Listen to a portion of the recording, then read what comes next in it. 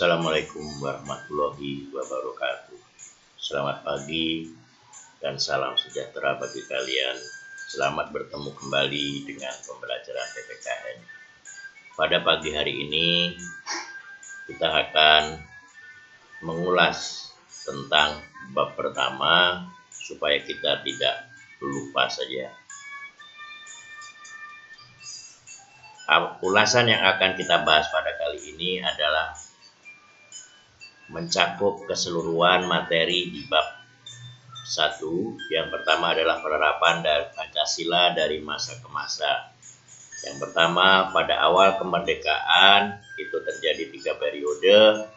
Periode 1945 sampai 1950 itu merupakan periode di masa awal kemerdekaan di mana mulai penataan politik di bidang kenegaraan. Pada masa itu terjadi 2 pemberontakan, yaitu pemberontakan PKI Madiun yang dipimpin oleh Muso dan pemberontakan di ITII yang dipimpin oleh Kartosuwiryo. Kemudian periode 1950 sampai 1959 memakai sistem liberal, yaitu sistem parlementer dengan pengambilan keputusan dengan suara terbanyak. Akibat sistem yang tidak sesuai dengan Undang-Undang Dasar, muncul dekret presiden yang isinya pembubaran konstituante. Yang kedua, Undang-Undang Dasar UUDS tidak berlaku dan berlakunya kembali Undang-Undang Dasar 45. Akan dibentuk MPRS dan DPAS.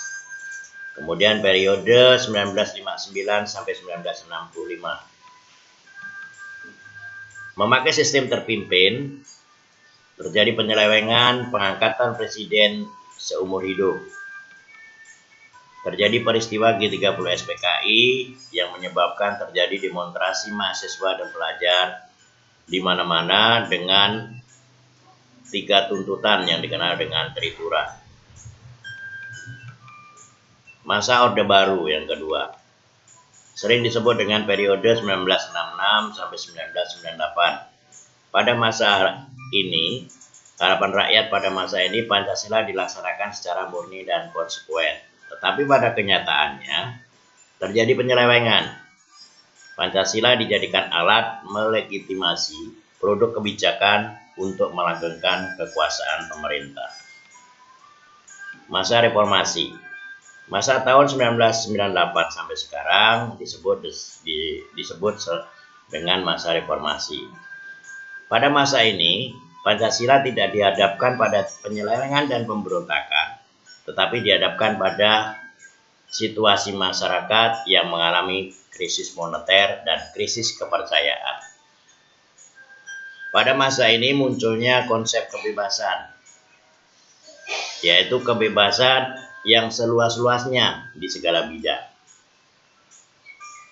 Banyak hal negatif yang ditimbulkan akibat penerapan konsep kebebasan yang tanpa batas ini, seperti munculnya pergaulan bebas dan pola komunikasi yang tidak beretika dan dapat memicu perpecahan dan perkelahian. Nilai-nilai Pancasila sesuai dengan perkembangan zaman. Profesor Noto Nagoro membagi nilai menjadi 3 macam, yaitu nilai imaterial, nilai vital, dan nilai kerohanian.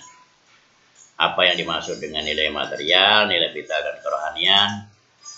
Buka kembali catatan minggu-minggu yang lalu. Nilai Pancasila sebagai dasar negara dan pandangan hidup banyak terkandung dalam sila-sila Pancasila yang harus dilaksanakan dalam kehidupan, seperti sila pertama, sila kedua, sila ketiga, sila keempat, dan sila kelima. Pancasila sebagai ideologi terbuka. Secara umum, fungsi ideologi menjadi pemandu tindakan sosial individu di masyarakat, menjadi sumber inspirasi norma dan nilai sosial, menjadi panduan bagi individu dalam menemukan identitas dirinya.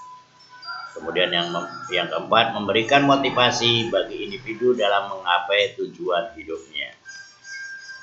Pancasila sebagai ideologi terbuka mempunyai makna jika setiap sila yang terkandung dalam landasan dasar negara, yaitu sila pertama, kedua, ketiga, keempat, dan kelima, dapat berkembang sesuai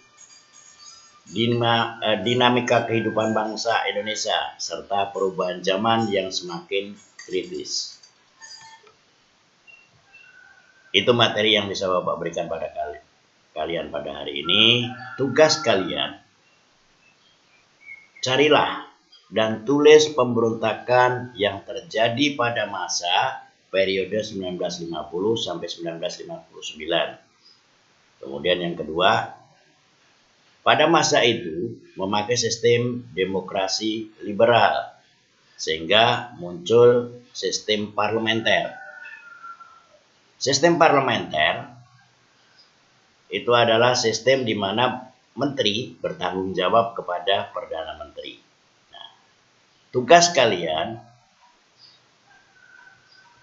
parlemen siapa saja yang ada pada masa itu. Kemudian foto kirim ke Pak Sri secara pribadi. Akhir kata, wassalamualaikum warahmatullahi wabarakatuh. Terima kasih dan selamat pagi.